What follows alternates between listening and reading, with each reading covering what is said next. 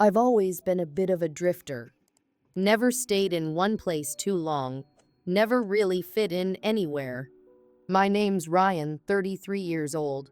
Born and raised in Little Rock, Arkansas. Life had been a string of dead-end jobs, failed relationships, and restless nights. But lately, I'd been feeling the need for a fresh start, something drastic to shake things up.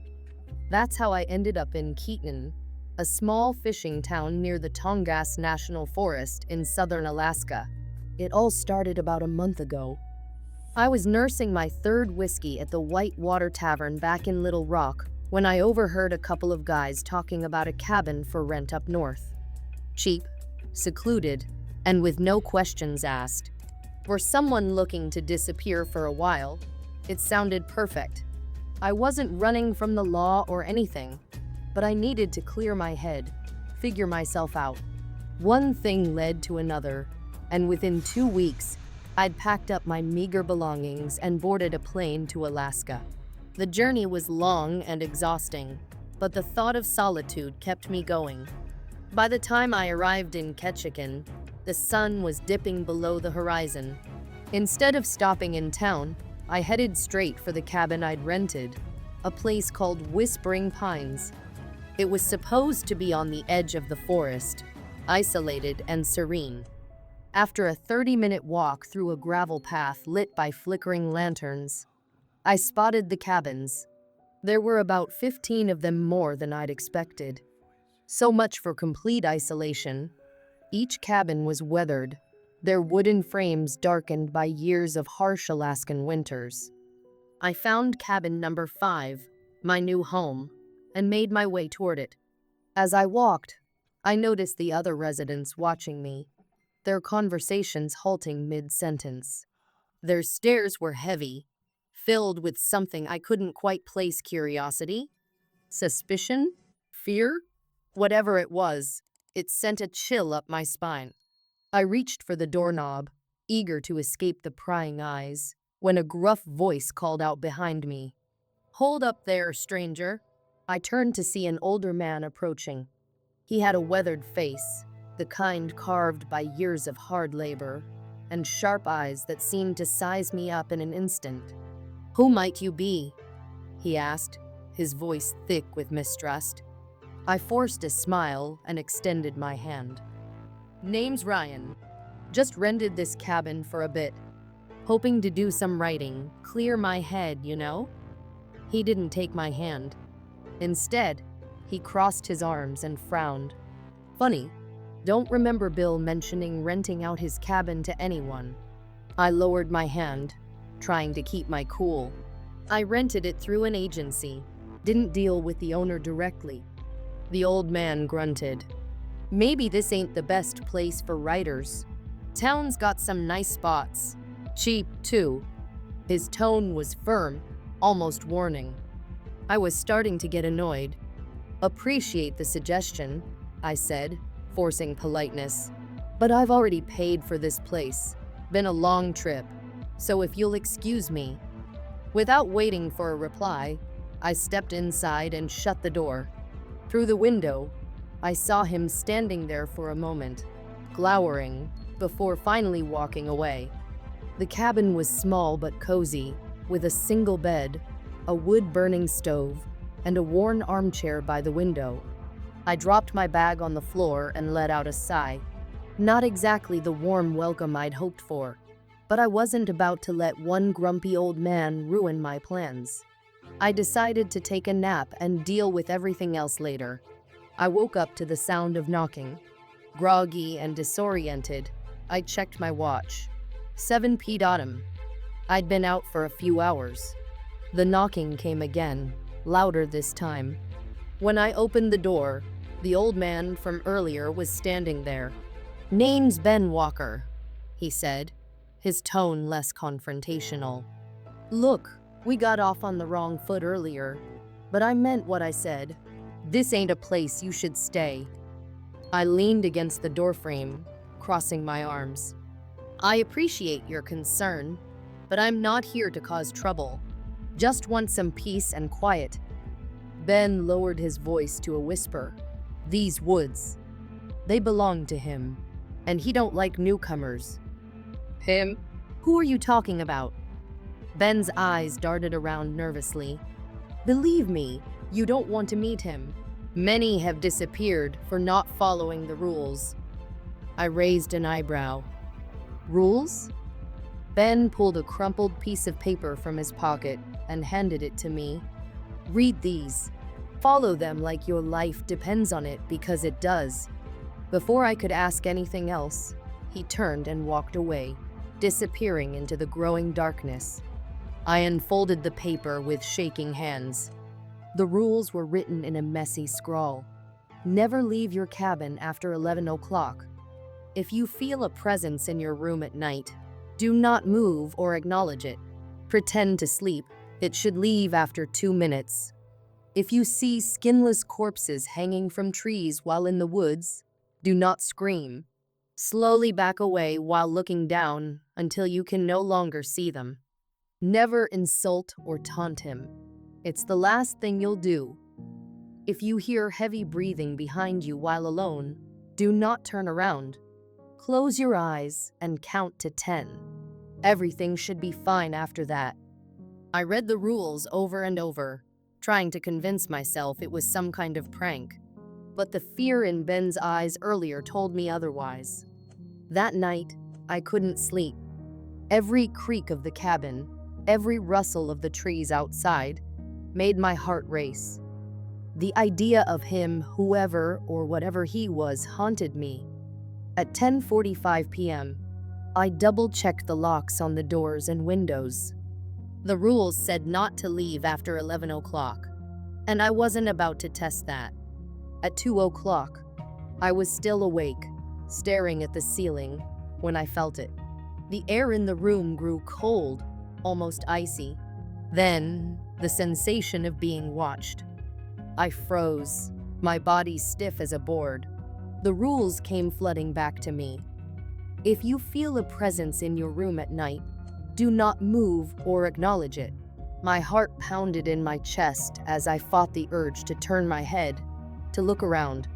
The minutes dragged on, each second feeling like an eternity.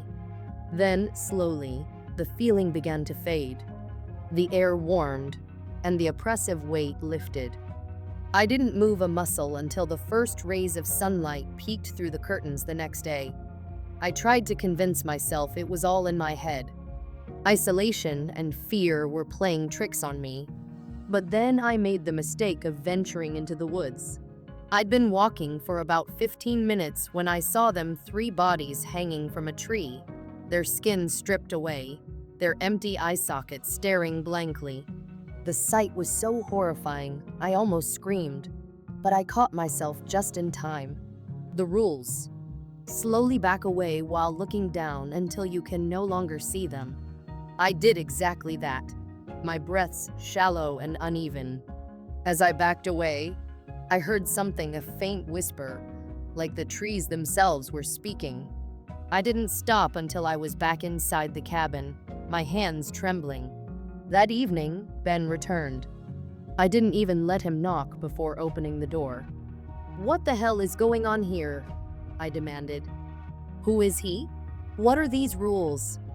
Ben sighed, his shoulders sagging. "He's the forest's keeper. Been here longer than any of us. Some say he was a man once, cursed to watch over these woods. Others say he's something older, something that doesn't belong in this world. And the bodies in the trees?" Ben's face darkened. "Those are the ones who didn't follow the rules." That night, every creak of the cabin and rustle of wind outside set my nerves on edge. The weight of Ben's cryptic warnings pressed down on me like an invisible hand gripping my chest. I lay on the old cot, staring at the cracked wooden ceiling, straining to hear any sound beyond the howling wind. My breaths were shallow, my muscles tense. But nothing happened, no presence, no breathing, nothing. Eventually, exhaustion won. I drifted into an uneasy sleep, plagued by vivid dreams of shadowy figures and hollow, echoing voices whispering my name. When I woke at dawn, I was drenched in sweat. The next morning, I met Ben's daughter, Sarah, and his granddaughter, Annie. Sarah greeted me with a polite but distant nod, her eyes wary as if she didn't trust me or perhaps she feared me. Annie, no more than 5 years old, clung to her mother's legs, peering at me from behind them like a frightened kitten. They were the only other people in the cluster of cabins who seemed willing to acknowledge my presence. The rest avoided me entirely. It was as if my arrival had upset a delicate balance they'd worked hard to maintain. For a few days, life was uneventful. The routine of chopping wood, cooking simple meals, and keeping the fire going distracted me from the unease gnawing at the back of my mind. I even started to relax, almost convincing myself that the rules Ben had given me were nothing more than local superstition. But then it happened. One crisp Alaskan morning, I ventured into the forest to chop firewood. The day was bright, the sun glinting off the snow-covered ground in dazzling bursts of light. The air was so clean and sharp that each breath felt invigorating. I worked steadily, the rhythmic sound of my axe splitting logs echoing through the trees. I was so focused on the task that I didn't notice it at first. A faint snap of a twig behind me. I froze. Slowly, I turned my head, scanning the dense forest. The towering pines stood silent, their dark green needles dusted with frost. Nothing moved. Then came the breathing.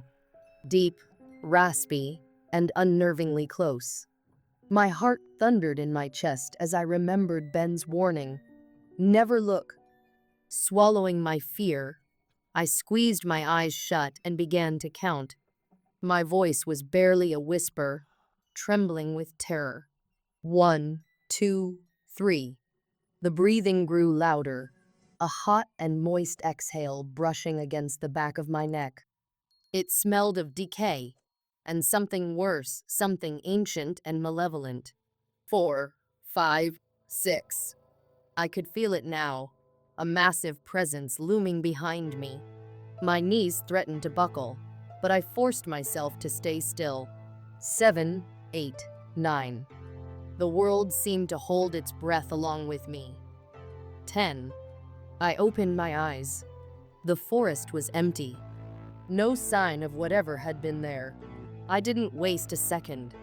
Grabbing my tools, I sprinted back to the cabin, my heart pounding as if it would burst from my chest. When I reached the door, I slammed it shut and locked it, pressing my back against the rough wood as I struggled to catch my breath. That night, I felt it again, a presence in the room.